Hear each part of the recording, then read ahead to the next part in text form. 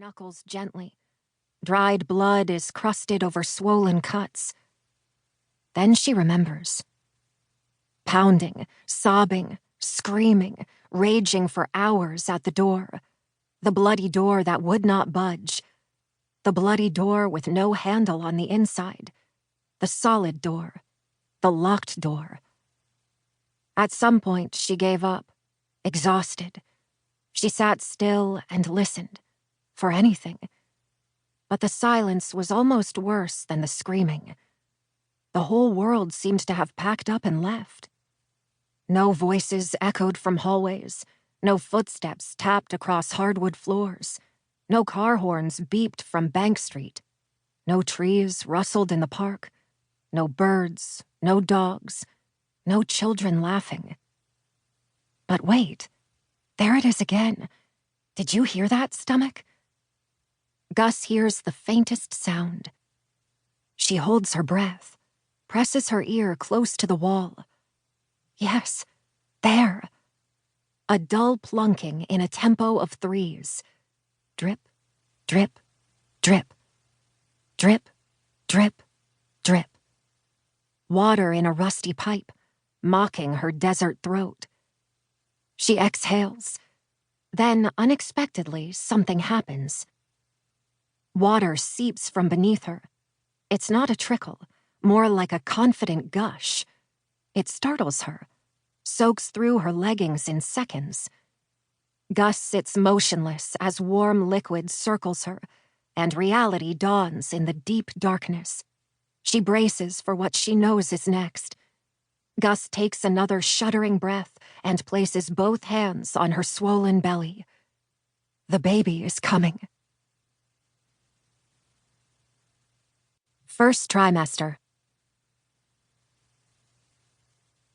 1. Gish. The bad news is that the elevator's broken every other day, and Gus's new apartment is on the 3rd floor of an old art-deco 4-story building. Levi isn't happy. Part golden retriever, part Spinoni Italiano, Levi is a raggedy old man of a dog. Stairs are his least favorite thing. The apartment building was updated and converted to condos decades ago, but it's far from modern. The units are either owned by aging seniors who've lived there forever, or they've been purchased as investment properties and are rented out to people who don't care about outdated kitchens or creaky floors or broken elevators. People like Gus.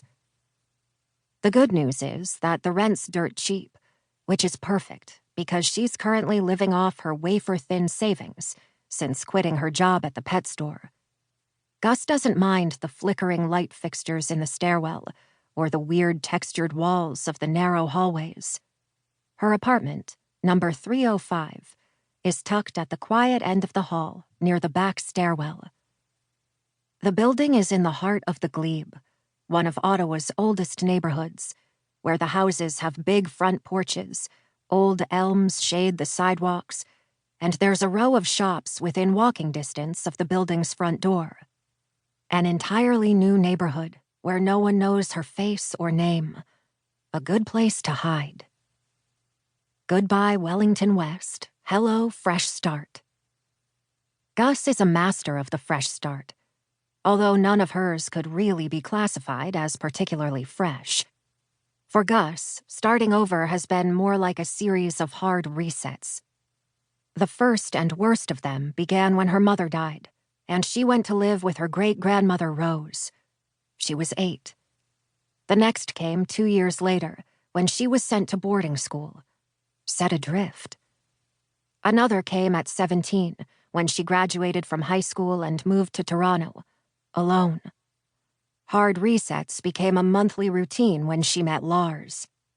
They lived on the road, always moving, always changing locations, IDs, names, personas, never staying put, always chasing the next score or thinking up the next con. At 20, she thought she was hardened to change, when out of the blue, another reset upended her life. Rose died, and Gus inherited her house. She ditched Lars, moved back to her hometown, and solved her